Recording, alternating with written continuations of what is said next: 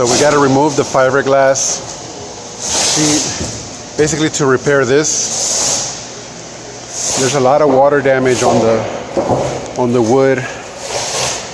It's basically due to lack of maintenance.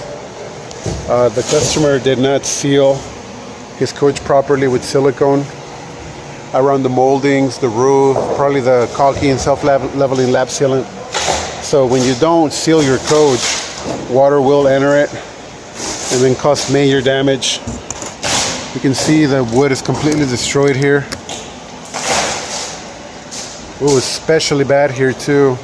There's gonna have to be something done there. So we're gonna be repairing all this and putting it back to how it's supposed to be. Shout out to Hemet Valley RV. They sell the fiberglass sheets in rolls. So we're gonna be buying it from them.